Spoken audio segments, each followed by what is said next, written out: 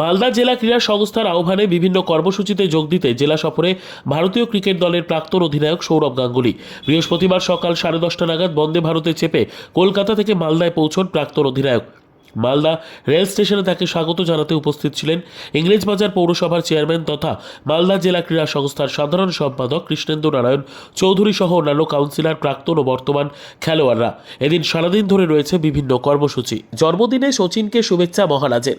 সচিনের সঙ্গে ফোনে কথা হয়েছে, ওকে শুভেচ্ছা জানিয়েছে। মালদহে বললেন সৌরভ। এদিন মালদহে জেলা ক্রিকেটের উন্নতির পক্ষে সওয়াল সৌরভের। জেলা ক্রিকেট থেকে উঠে এসেছে ঋদ্ধি, লক্ষ্মী, মনোজরা, তাই জেলার ক্রিকেটকে আরও উন্নতি ঘটাতে হবে বলে মত সৌরভের।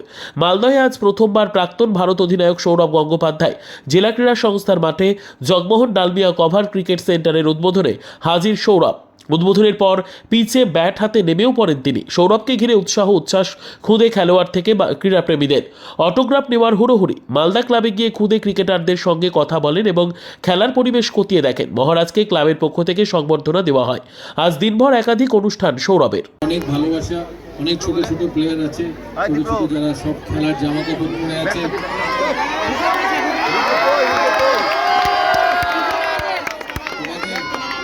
তোমাদের খেলাধুলোর জন্য আমার অনেক শুভেচ্ছা রইল। মালদা একটা বড় ডিস্ট্রিক্ট। অ্যাকচুয়ালি আমি প্রথমবার মালদায় এসেছি, এর আগে কোনোদিন মালদায় আসিনি।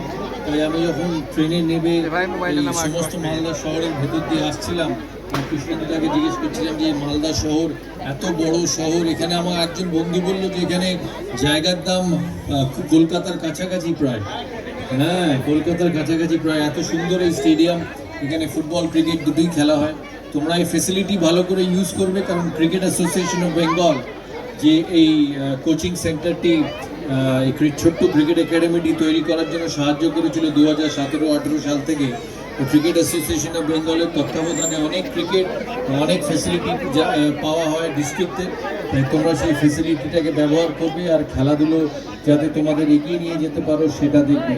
ডিস্ট্রিক্ট থেকে, পশ্চিমবাংলার ডিস্ট্রিক্ট থেকে বহু প্লেয়ার বাংলার হয়ে খেলেছে। সে নর্থ বেঙ্গল হোক, সাউথ বেঙ্গল হোক, বহু প্লেয়ার বাংলা ভারতের হয়ে খেলেছে। ঋদ্ধিমান সাহা খেলেছে, শিলিগুড়ির ছেলে লক্ষ্মীরতন শুক্লা খেলেছে, হাওড়ার মনোজ তিওয়ারি, হাওড়ার আর আরও অনেকে যারা ডিস্ট্রিক্ট থেকে বড় হয়েছে, ডিস্ট্রিক্টে জন্মেছে, তারা ডিস্ট্রিক্ট থেকে গিয়ে বাংলা ও দেশের হয়ে খেলেছে। তাই ডিস্ট্রিক্ট, জেলা বাংলার ক্রিকেটের জন্য একটা খুব ইম্পর্টেন্ট প্রতিষ্ঠান। প্রতিটি জেলা, পশ্চিমবাংলার যত জেলা আছে, আমার মনে হয় 18টি জেলা ক্রিকেট অ্যাসোসিয়েশন অফ বেঙ্গলে অন্তর্ভুক্ত।